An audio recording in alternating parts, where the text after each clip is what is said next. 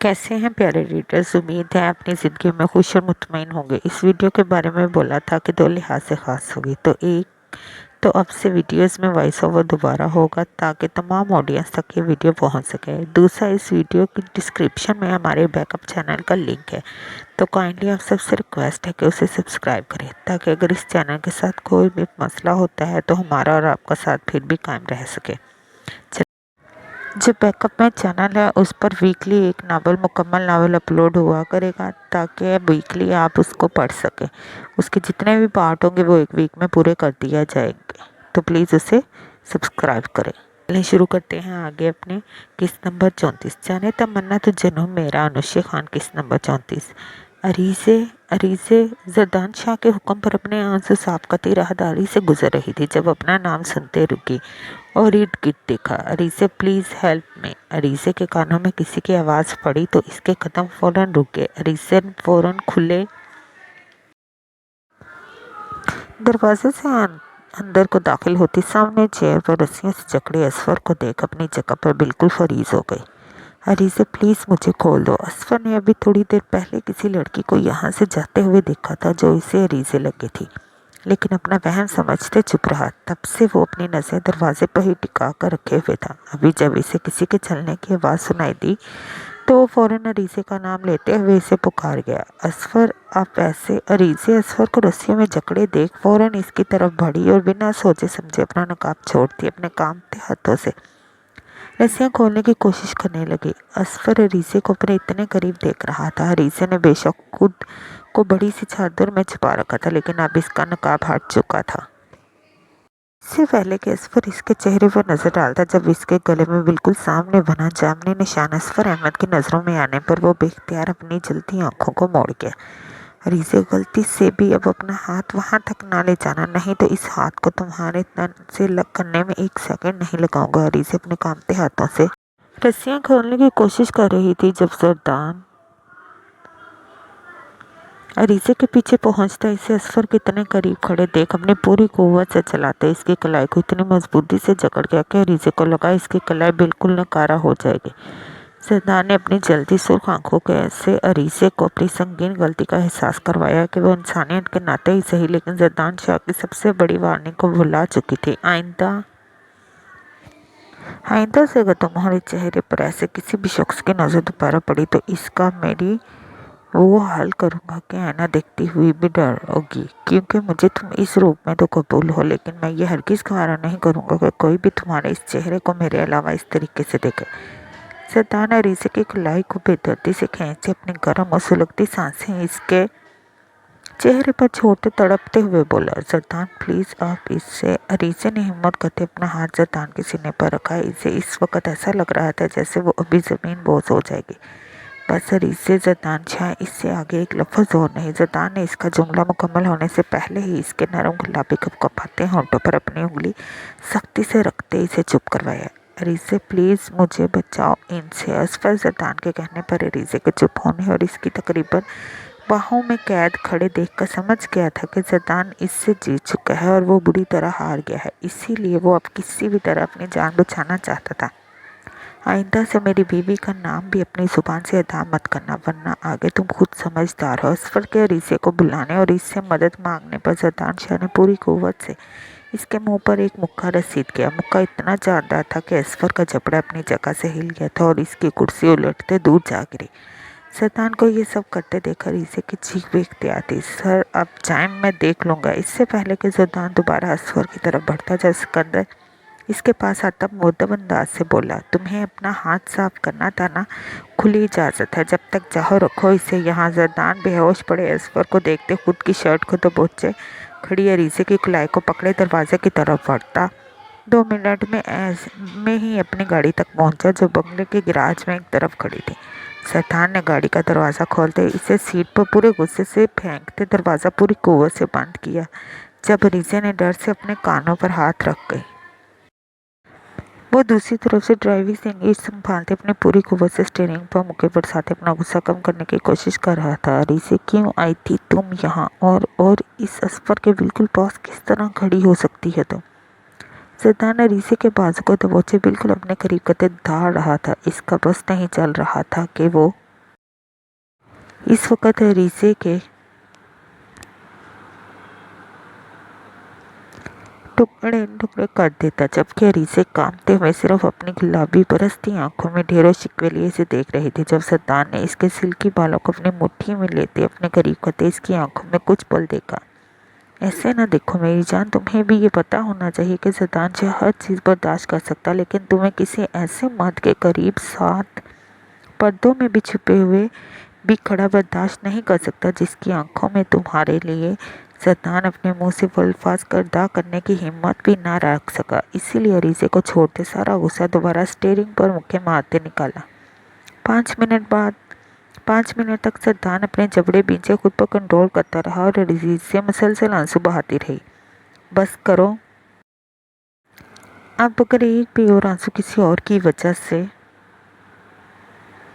गिराया तो इसी वक्त यहाँ ही इतनी शिद्दत से तुम्हारी रूह में समाऊंगा कि आज का सारा दिन चाह कर भी अपने आंसू रोक नहीं पाओगी मेरी जान।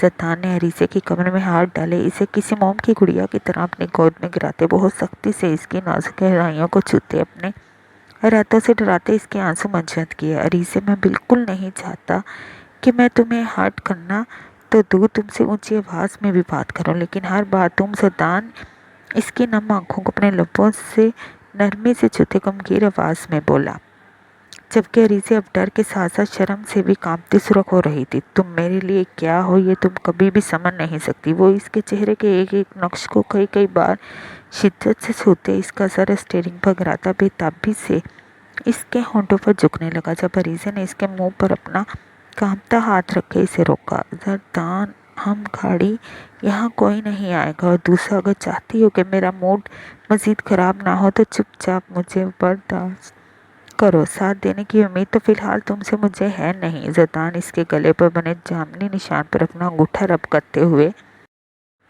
अपना चेहरा बिल्कुल इसके पास कर किया कि इसके लब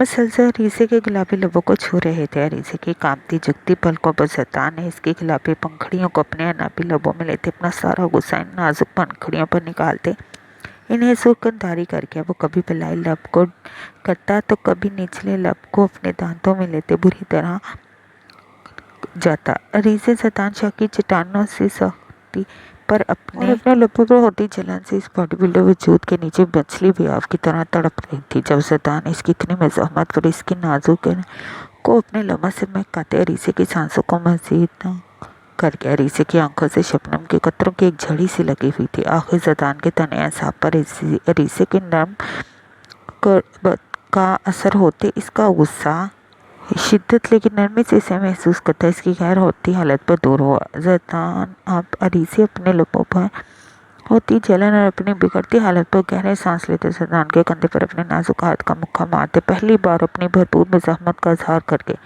मेरी जान बोलता हूँ ना, अभी तो तुमने मेरा खुद के लिए जुनून देखा ही नहीं, अभी तो हल्की सी झलक दिखलाई है। सद्दान अरीसे के हल्की सी झलक दिखलाई है। सद्दान अरीसे के खुद पर बरसते हल्के मुक्के वाले हाथ को अपने लबों से लगाते मुस्कुराते हुए अरीसे के सिल्की बालों को अपने हाथों से सुलझा गया, जो इसकी इतनी सी गुर्बत में अच्छे खासे बिखर गए थे। सद्दान चलें, अरीसे ने खुद के बालों और गर्दन पर फुर्सत से अपना लम्हा छोड़ते सद्दान को सुलगते हुए कहा, वैसे आज हवेली में फंक्शंस ना होते तो आज तुम्हें हनीमून पर ले जाता, लेकिन खैर छोड़ो, अब एक ही बार जाएंगे। कहाँ जाएंगे? हनीमून के नाम पर अरीसे के जहाँ मेरा दिल चाहेगा वहीं जाएंगे। हाँ, तुम्हारे पास कोई ऑप्शन है तो बता दो। सद्दान इसकी गर्दन पर अपने दिए गए निशान को अपने लबों से हल्का सा छूते इसे पैसेंजर सीट पर मुंतकिल करता है इसकी चादर से पकड़ाते गाड़ी स्टार्ट करते हुए बोला, हवेली, हाँ मेरी जान, हवेली वाला कमरा तो ज़िंदगी भर के लिए अपना हनीमून पॉइंट रहेगा, इस बार कहीं और चलेंगे।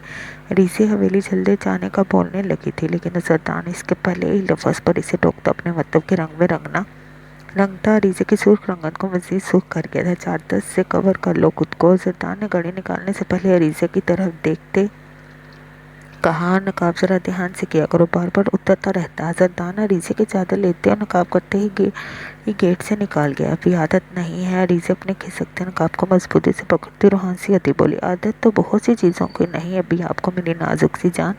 सद्दान एक नज़र अपने बराबर बैठी अपनी मताए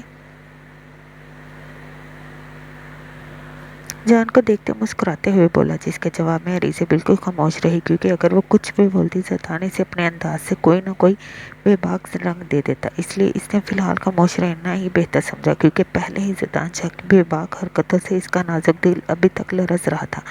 अरीज़े, मेरी जान कहाँ से आ रही? तबीयत तो ठीक है? अरीज़े जैसे ही लाउंज में दाखिल हुई, किचन से निकलती आमना शाह फ़ौरन अरीज़े की तरफ बढ़ते इसकी पेशानी चूमते गले लगाते बेताबी से बोली, जी मम्मा, ये बिल्कुल ठीक है, बस रात थोड़ा बीपी लो था, अभी थोड़ी देर ठंडी हवा खाने गए थे। इससे पहले कि अरीज़े कुछ बोलती, जब जतान ने अपनी माँ को अपने हिसार में लेते इसका माथा चूमते कहा। अरीज़े जतान के पास आते ही उछल कर आमना से दूर हुई, जिस पर जतान ने कहा जाने वाली नजरों से इसे देखा, शुक्र है, चलो आओ तुम लोग नाश्ता करो। आमना शाह दोनों को साथ साथ देखती दिल में इनकी नज़र उतारती बोलती किचन की तरफ बढ़ गई, जी मम्मा चलें, बहुत भूख लगी मुझे तो। अरीज़े भी आमना शाह के पीछे पीछे चलती आहिस्ता आवाज़ से बोली, जब इसने अपनी कलाई पर पड़ते खिंचाव पर मुड़कर देखा, डोंट से तुमने वो नाश्ता नहीं किया जो मैंने भेजा था? जतान लाउंज में एक तरफ होते अरीज़े से गुस्से से पूछ गया। वो सिर्फ दूध पिया था और मेडिसिन। जतान अपने गुस्से को कंट्रोल करते बोला, वो अब लूँगी पक्का। अरीज़े जतान को मासूमियत से देखती बोली, अरीज़े अरीज़े तुम सुधर जाओ वरना। अच्छा जी सुधर जाऊंगी, अब नाश्ता कर लें। अब आपको अपनी बीवी का ख्याल नहीं आ रहा?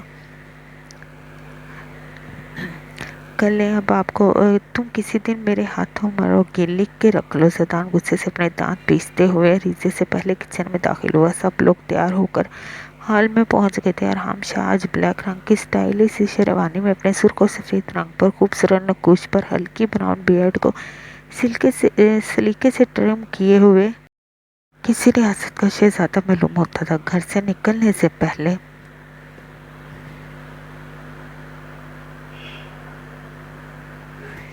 सब खवातीन से मिलते अरीज़े ने अरहाम की कई पिक्स बनाते हुए दिव्या को सेंड की, जिसका दिल तस्वीरों को देखते अजीब अंदाज से धड़कते अपने रब का शुक्रगुजार भी था कि इतना शानदार इंसान इसका हमसफ़र बना था। बाकी सब मसले वो वक्त के साथ देख ही लेती। घर के सब लड़के भी तैयार शहर अरहाम के साथ ही बारात के लिए निकले थे। इस वक्त हवेली में प्रीशा, अरीज़े और दिव्या के साथ आज़ाद, जो भी हाल की सब तैयारियां देखते कर तैयार होने के लिए आया था। शीशा और इसका सतेला भाई अरिशमान मौजूद थे, क्योंकि शीशा ने आज़ाद के साथ हाल जाना था, जबकि अरीज़ा और दिव्या और प्रीशा को जतान शाह ने अभी थोड़ी देर तक लेने आना था। हज़ार और दिव्या से मिलने इसके कमरे में आया, जहाँ वो मैरून रंग के खूबसूरत भारी कुंदन के काम से सजे लहंगे मैं जन्नत से आई कोई हूर लग रही थी। हज़ार ने अपनी जेब से 5,000 के कई नोट निकालते इसके सर पर से वारे, इसके माथे को चूमा। हमेशा खुश रहो मेरी गुड़िया, बहुत प्यारी लग रही। शुक्रिया भाई, अब आप भी जाकर रेडी हो जाए। दिव्या हज़ार की तारीफ पर शर्माते हुए बोली, हाँ मैं जा रहा, तुम सब लोग रेडी हो ना? जतान आता ही होगा तुम लोगों को लेने। जी भाई हम रेडी हैं। अरीज़े और प्रीशा अपने बैग को जाते ही लेने गई हैं। ओके चलो, मैं बाद भी रेडी हो जाओ। हज़ारों दिव्या के माथे पर बोसा देते कमरे से निकला तो राहदारी में इसे अपने नाजुक से सरापे में क़यामत ढाते प्रीशा मिली। इससे पहले कि इसे इग्नोर करती दूसरी साइड से होती गुजरती, जब हज़ार ने इसकी नाजुक सी चूड़ियों से भरी कलाई अपने हाथ में ली।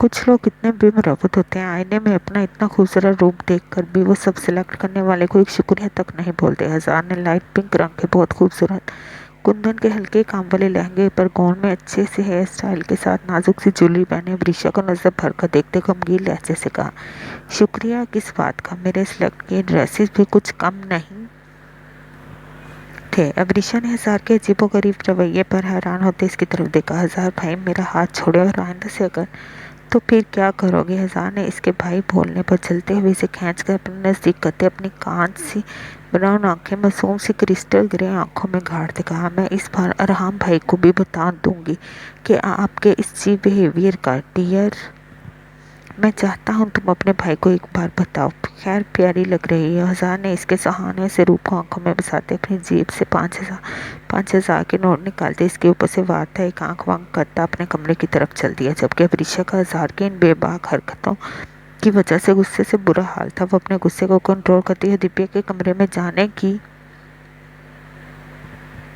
बजाय नीचे लाउंज में आ गई। प्रीशा को भी लाउंज में सोफे पर बैठे मोबाइल यूज़ करते कुछ ही वक्त गुजरा था जब इसे लाउंज में किसी की आहट महसूस हुई। इसने जैसे ही अपने क्रिस्टल ग्रे आंखों को उठाकर देखा तो अपने लाउंज में एक अजनबी को देखकर डर गई। Hello beautiful. रिश्मान जो कब से यहाँ वहाँ घूमते बोर हो रहा था, अभी लाउंज में इतनी खूबसूरती देखते स्टिल हुआ। ऐसा नहीं था इसने कभी इतनी खूबसूरती नहीं देखी थी। वो जिस मुल्क में रहता था वहाँ हर तरह की खूबसूरती मौजूद थी, लेकिन यहाँ इस बात का वो दिल से इतराफ़ करता था कि जो हुस्न और हया का खूबसूरत इम्तियाज़ पाकिस्तान में मौजूद था, इसका तो जवाब ही नहीं था। रिश्मान अपनी ग्रीन रंग की आंखों को सामने खड़े हुस्न की पैकेट से हटाने में नाकाम था। आप कौन हो और यहाँ क्या कर रहे हो? अवरीशा, जिसको पहले ही हजार पर अच्छा खासा गुस्सा था, अब इस लड़के के घूरने पर अपना सारा गुस्सा इस लड़के पर उतार गई। ओहो सॉरी, मैं अरिशमान हूँ। इस लड़के ने अवरीशा के सुर्ख होते चेहरे पर फौरन अपनी नज़रें हटाते ही इधर उधर देखते मुस्कुराते हुए कहा और दोबारा इसके चेहरे पर नजर डालते अपना हाथ आगे किया।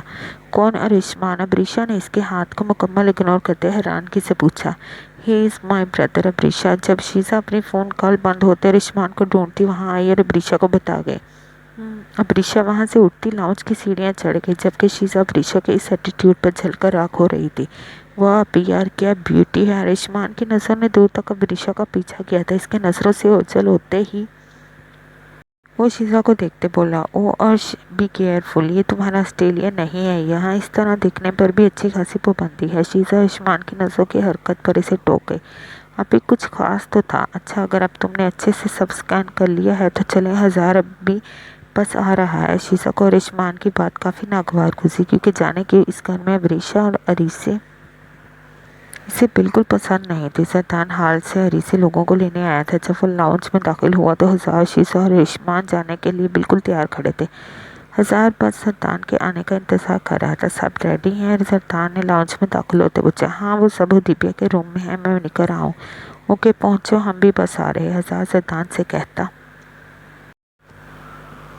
फ़ौरन बाहर निकला, जबकि जरदान ऊपर हो दिव्या के कमरे की तरफ बढ़ गया। हो दिव्या, डोंट वरी, सब ठीक होगा। हाँ भाई, जरदान की तरह खून थोड़ी है। दिव्या के परेशान होने पर अरीसे ने इसे तसल्ली देने के लिए जो अल्फाज चुने, बाहर खड़ा जरदान थोड़े से खुले दरवाजे से अच्छे से सुन गया और अपनी बेगम के खुद के बारे में ख्याल सुनते इसने दिल में अस्तगफिरुल्लाह कहा, जो इसे सबके सामने किसी वम्पायर से कम नहीं जाहिर करती थी। इससे पहले कि अरीसे से कुछ और बोलती, जरदान दरवाजे पर हल्का सा नौका तक कमरे में दाखिल हुआ।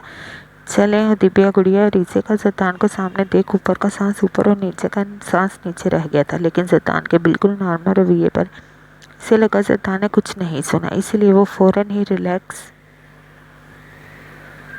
भी हो गई। जी भाई, और दिव्या ने अपने भारी लहंगे को संभालते खड़े होते कहा, माशाल्लाह बहुत प्यारी लग रही है हमारी गुड़िया। जरदान ने अपनी जेब से कुछ नोट निकालते इसके साथ से वादे अरीसे की तरफ बढ़ाए, और बच्चे कभी भी परेशान नहीं होना। अरहान ज़रा सा भी तंग करे मुझे बताना, मैं देख लूँगा इसे। जरदान ने इसे अपने कंधे से लगाते भैयों वाला मान दिया। इस की अपनी कोई बहन नहीं थी, लेकिन वह दिव्या और अवरीशा को हमेशा बहनों वाला मान ही देता था और इन्हें लेकर बिल्कुल इनके भाइयों की तरह ही प्रोटेक्टिव था। शुक्रिया भैया, दिव्या ने आंखों में हल्की सी छाती नमी से कहा। ओ गुड़िया, रोना नहीं, वरना हमारे हज़ारों रुपए जो मेकअप पर लगे थे ज़ाया हो जाएंगे। जरदान ने वहाँ खड़ी तीनों खवातीन की आंखों में छाई नमी पर हल्के फुल्के अंदाज में कहते कमरे का माहौल बदलने की कोशिश की। चलो आप लोग नीचे पहुंचो, मैं आ रहा। अरीसे ज़रा मेरी बात सुन लो। जरदान और दिव्या लोगों को बोलते दरवाजे की तरफ बढ़ता और दिव्या को हौसला देती अरीसे से बोला, मैं जी आप। अरीसे के अटक कर बोलने पर जरदान ने बेख्तियारी से घूर कर देखते कहा, जो भी काम है यही बता दें। अरीसे ने सुल्तान शाह की इस वक्त अजीबोगरीब फरमाइश पर सुलगती हुई मुश्किल से बोले। अरीसे 2 सेकंड में कमरे में पहुंचे। सुल्तान को दिव्या अवरीशा के सामने अरीसे का ऐसा अंदाज मिनटों में जलते तवे पर बिठा गया था, इसीलिए वो इस बार काफ़ी सख्ती से बोलता दरवाजे की तरफ बढ़ा। तुम क्यों रो रही हो? तुम्हें तो खुश होना चाहिए, तुम्हारे घर तुम्हारी भाभी आ रही। सुल्तान दरवाजे के पास खड़ी अवरीशा को नम आंखें लिए खड़े देख बोला, खुश हूँ भाई, बस आप ही लोगों को इमोशनल होते देख। अवरीशा जरदान की बात पर मुस्कुराते हुए बोली, पागल। जरदान इसके सर पर हल्की सी चपत लगाता मुस्कुरा गया।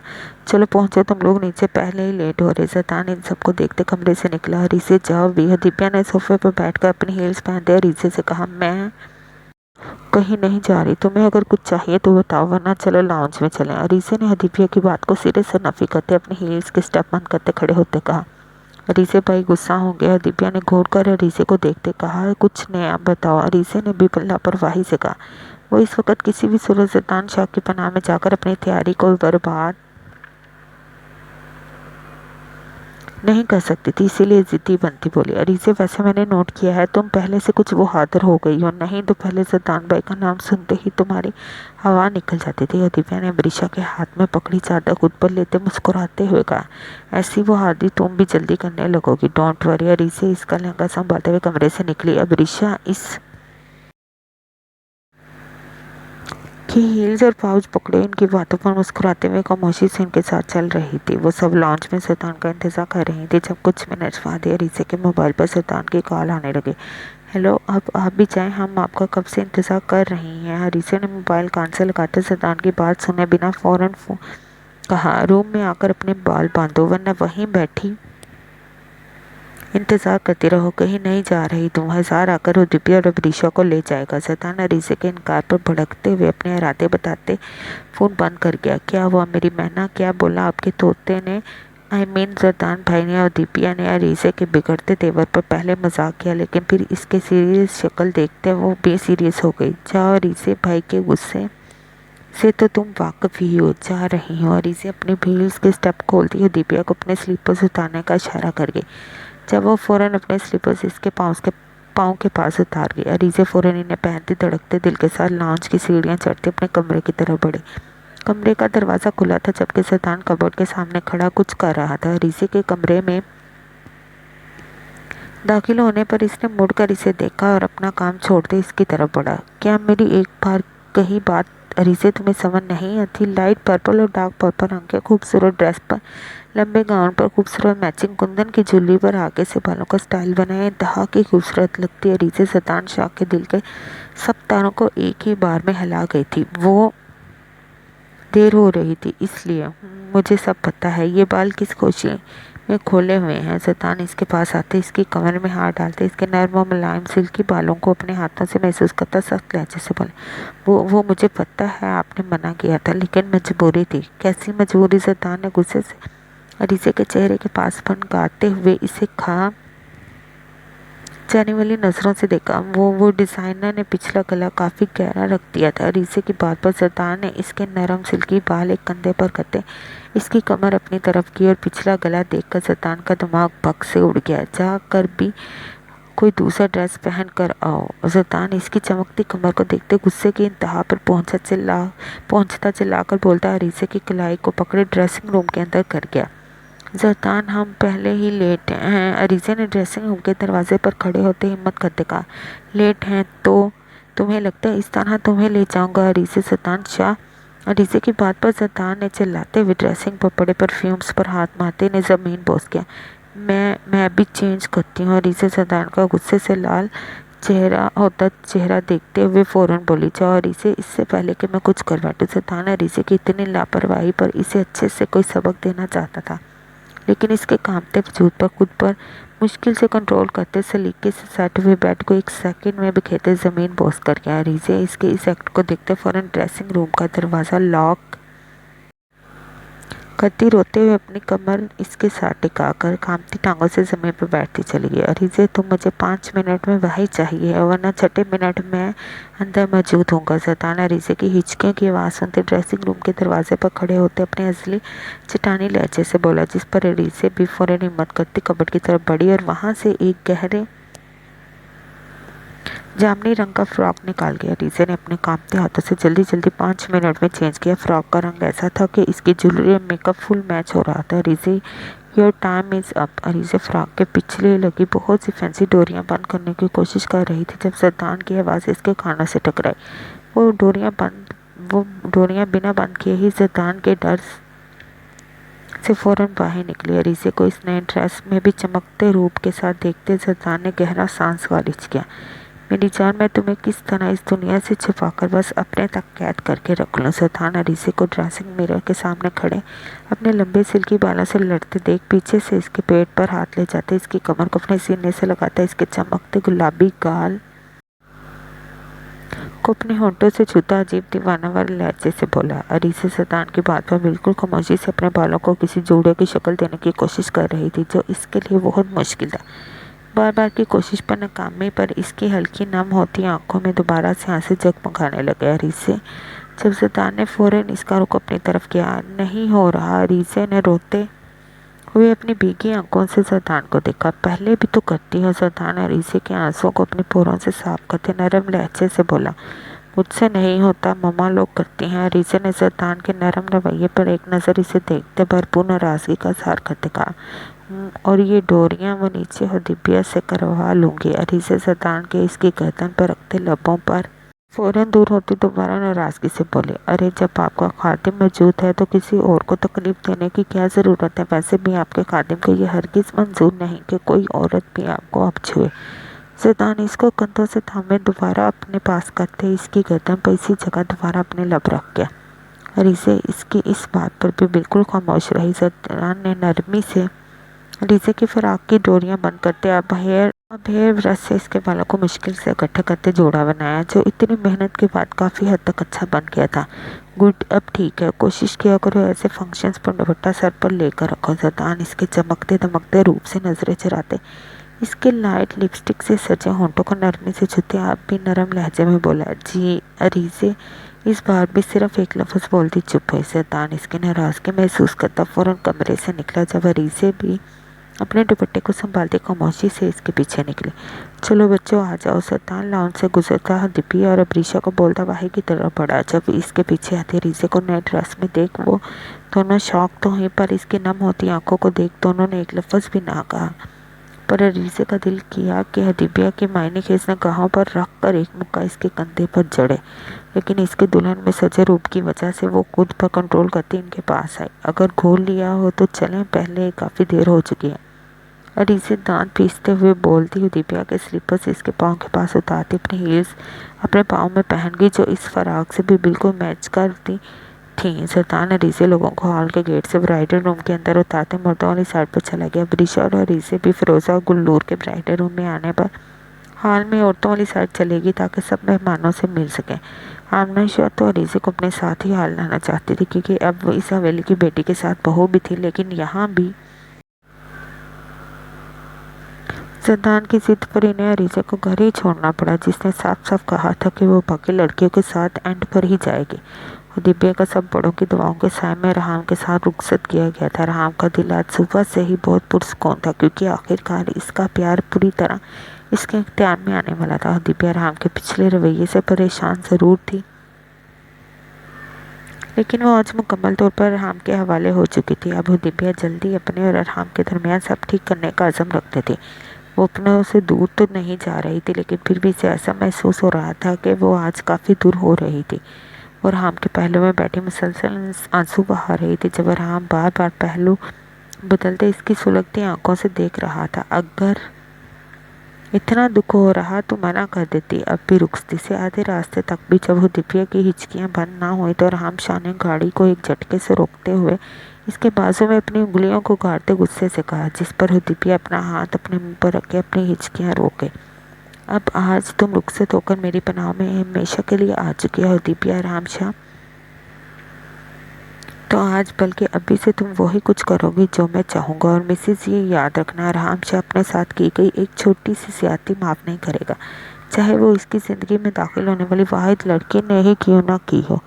जबकि दिव्या राम की मजबूत उंगलियों से मिलती तकलीफ को बर्दाश्त करते बिल्कुल खामोश है। राम ने अपनी सख्ती पर अपने सामने बैठी नाजुक सी लड़की की तकलीफ को अपने दिल में महसूस करते इसके बाजू से हाथ हटाते दोबारा गाड़ी स्टार्ट की।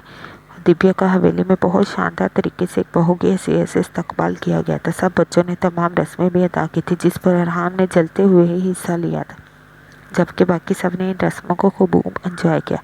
रस्मों से फारिग होते अरीज़े दिव्या को अरहाम के सजाए कमरे में कुछ देर आराम करने के लिए बिठाते खुद भी सारी ज्वेलरी और ड्रेस चेंज करते किचन में पहुंची। इसे काफ़ी भूख लग रही थी। आज सारे दिन की भाग दौड़ में किसी ने भी सही तरीके से खाना नहीं खाया था। किचन में गुलनूर, फिरोज़ा, शांति और दुआ के साथ सब मुलाजमों भी घर वालों और मेहमानों को तमाम मुलाजमात भिजवा रही थी। अरीज़े ये लो तुम अपना और दिव्या का खाना ऊपर रूम में ही ले जाओ, इसने सुबह से भी कुछ नहीं खाया। फिरोजा शाह ने अरीसे के किचन में दाखिल होते तमाम लोग आसमान से तैयार डिश टेबल पर रखते मसरूफ़ अंदाज से कहा। अरीसे डिश उठाती अरहाम के कमरे की तरफ बढ़ गए। वहीं और दिव्या के पास बैठे खाना खाने के बाद चाय भी मुलाजमा वहीं पकड़ा गई।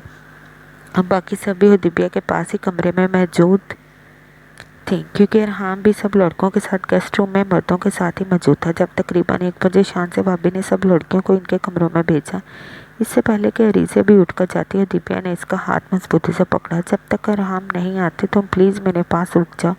अरीसे ने शान से भाभी की तरफ देखा, जो इसे आँख से रुकने का कहती कमरे से निकल गई। अरहाम, ये क्या पागलपन है, अपने कमरे में क्यों नहीं जा रहा? सत्तार ने गेस्ट रूम्स में बने ड्राइंग रूम के सोफे से उठते मोबाइल में मसरूफ़ अरहाम से कहा, तुझे कभी किसी पागलपन से रोका मैंने जो तू मुझे रोक रहा? बकवास बंद कर और सीधा निकल अब अपने कमरे की तरफ। सत्तान को अरहाम की बात पर अच्छा खासा गुस्सा आ रहा था। जाऊँगा ही, तुझे क्या लगता मेरा आज सारी रात यहाँ रहने का प्रोग्राम है? इतना बेवकूफ़ लगता हूँ तुझे मैं? अरहाम ने एक आंख बंद करते इसके गुस्से पर जल्दी पर तेल का काम किया। क्यों अपनी शादी के दिन मुझसे अपना मुंह सुझा कर जाना चाहता है कमरे में? जतान अरहाम की बात पर भरपूर गुस्से से बोलते इसका काला पकड़ते बोला, जतान तुम जाओ, मैं कुछ देर बाद जाऊँगा। अरहाम ने जतान से अपना काला छुड़ाते सीरियस अंदाज से कहा। लेकिन अरहाम ने जतान को बीच में ही टोकते से यहाँ से जाने का इशारा दिया। इसका मतलब था वो थोड़ी देर अकेला रहना चाहता था। अरहाम, मेरी सारी बातों को ध्यान में रख कर करना जो भी करना हो। जतान इसके कंधे पर हाथ रखते बाहर की तरफ बढ़ गया। जतान पिछले आधे घंटे से कमरे में मौजूद था, लेकिन अरीसे का कहीं अता पता नहीं था। घर में भी काफ़ी हद तक सब लोग और मेहमान अपने कमरों में जा चुके थे। सत्तार ने अरीसे को फ़ोन किया तो इसका मोबाइल भी कमरे में ही मौजूद था, जो वो हमेशा जानबूझकर रख कर जाती थी। अरीसे, अगर आज तुमने किसी कमरे में सोने की गलती की तो खैर नहीं तुम्हारी। सत्तार के पूरा घंटा इंतज़ार करने के बाद आखिरकार थकी सी अरीसे कमरे में दाखिल हुई और बेड पर बिना शर्ट के मैरून ट्राउज़र में मलबूस सत्तान शाह को सिगरेट पीने के साथ इसे घूरते देख फ़ौरन वॉशरूम की तरफ बढ़ गई और पूरे 10 मिनट बाद तसल्ली से फ्रेश होती बाहर निकली और ड्रेसिंग मिरर के सामने रखे स्टोव पर बैठती अपने बालों में ब्रश करने लगी। जब सत्तान अपने हाथ में मौजूद सिगरेट ऐश ट्रे में मसलते बेड से उठता और इसे के बिल्कुल सामने ड्रेसिंग टेबल पर बैठते से ब्रश करते देखने लगा। अरीसे सत्तान शाह की सुर्ख जुल्फ़ों का समुंदर लिए गहरी काली आंखों से डरती हेयर ब्रश रखते हैं मॉइस्चराइज़र उठाते बेड की तरफ बढ़ने लगी। जब सत्तान ने इसे बाजू से पकड़े अपनी गोद में करते हाथ से इसके पेट पर बांधे। अरीसे की इतनी बेबाक पोजीशन पर सत्तान की गोद में बैठने पर इसके कांपते हाथों से मॉइस्चराइज़र छूटते दूर जा गिरा। अरीसे, मेरा ख्याल है आज से तुम्हें तुम्हारी गलतियों की सज़ा देना शुरू किया जाए। सत्तार ने अरीसे के दुपट्टे को इसके गले से निकालते ड्रेसिंग पर रखते इसकी गर्दन पर झुकते से जोर से खुद में बींचे सख्त लहजा लिए अपनी गिरफ्त भी इसकी गर्दन पर सख्त की। अरीसे सत्तान की बात पर एक लफ्ज़ भी बोले बिना अपनी सांसों के साथ अपने आंसुओं को रोकने की भरपूर कोशिश कर रही थी। लगता है हमारी बेगम साहिबा हर सज़ा के लिए तैयार हैं। सत्तान ने एक हाथ इसकी कमर से हटाते दूसरे बाजू से इसे अपनी गोद में दोबारा करते इसकी शर्ट कंधे से नीचे खिसकाते इसकी गर्दन और कंधे पर अपना बेहम सा लफ्ज़ छोड़ा का अरीसे के आंसू इस बार इसके गालों पर लड़क गए। इसके फिर भी वो खामोशी पर बोली, इसके कंधे पर मौजूद पर्पल स्ट्रिप को हटाते वहाँ अपने दांत गाड़े।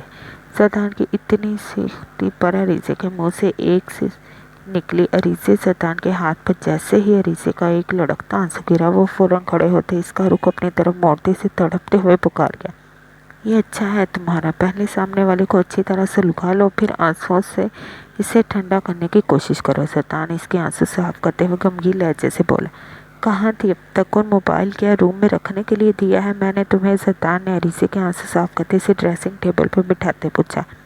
अरीसे, तुम्हारी खामोशी मेरा बहुत दिमाग ख़राब करेगी, इसलिए बेहतर है जो पूछ रहा वो बताओ। अरीसे इस बार भी खामोश रही तो सत्तान शाह का गुस्सा 7वें आसमान तक जा पहुंचा था, इसीलिए इस बार वो काफ़ी सख्ती से अरीसे से बात करता डर से इसके रोंगटे खड़े करवा गया। मैं दिव्या के पास थी। अरीसे इसके सख्त लहजे पर फ़ौरन इसे जवाब दे गई। वजह? सत्तान अरीसे के जवाब पर मुतमईन हुए बिना बोला, वो थोड़ी परेशान थी। इतना तो जानता हूँ मेरी बेगम साहिबा का दिल सबके लिए बहुत नरम है, सवाए ज़ैदान शाह के लिए। ज़ैदान की बात पर बेख्तियार अरीज़े ने नज़रें उठाकर इसकी तरफ देखा तो इसे ही गौर से देख रहा था। अरीज़े ने फ़ौरन ही अपनी पलकों की झालर को दोबारा घुरा लिया। तुम्हें पता था ना मैं कमरे में इंतज़ार कर रहा हूँगा। ज़ैदान ने इसकी शर्ट के अगले 2 बटन को खोलते कंधे से नीचे सर का दे वहाँ अपनी ज़ुबान से अपने पहले से दिए गए निशान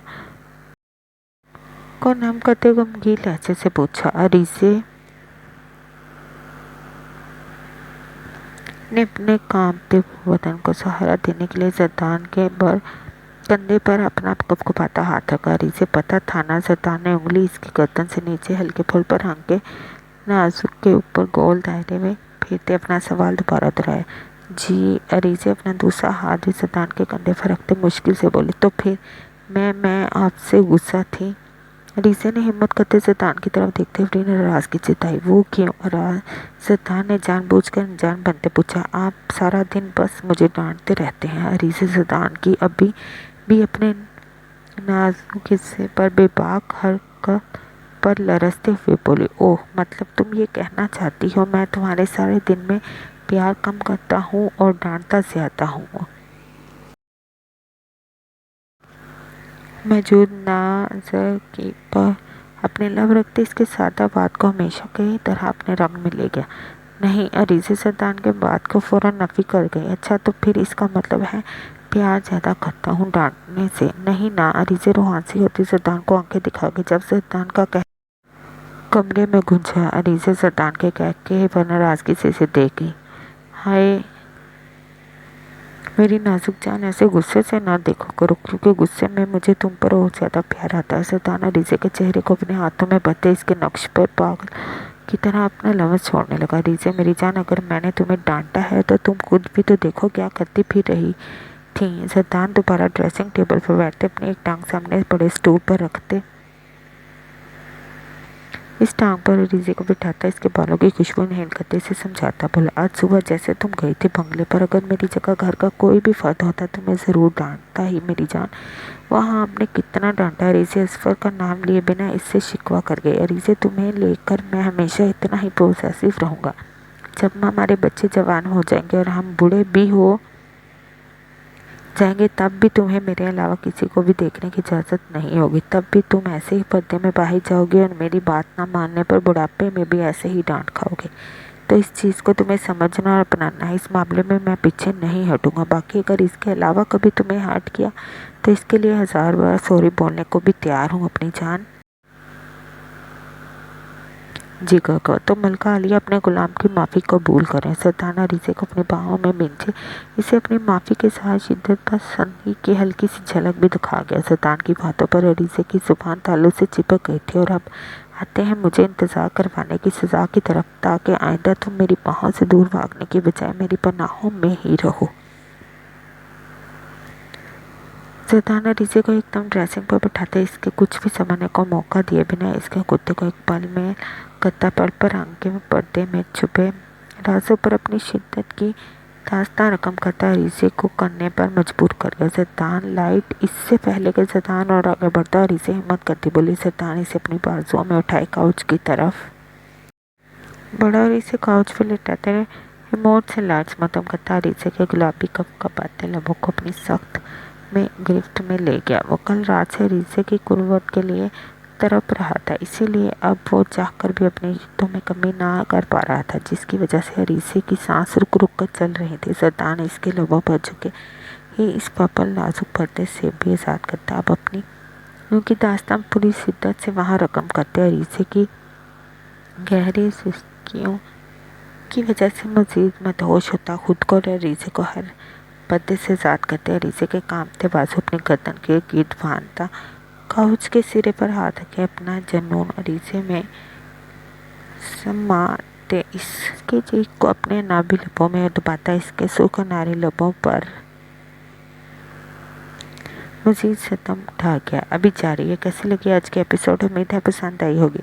आप सबसे बस एक ही रिक्वेस्ट है, वीडियो को लाइक करें, चैनल को सब्सक्राइब करें और डिस्क्रिप्शन में जो लिंक मौजूद है प्लीज़ उस चैनल को भी सब्सक्राइब करें, ताकि आप आपके साथ हमारा रिश्ता कायम रह सके किसी भी मसले के तौर पर। वहाँ पर मुकम्मल नावल्स अपलोड होंगे।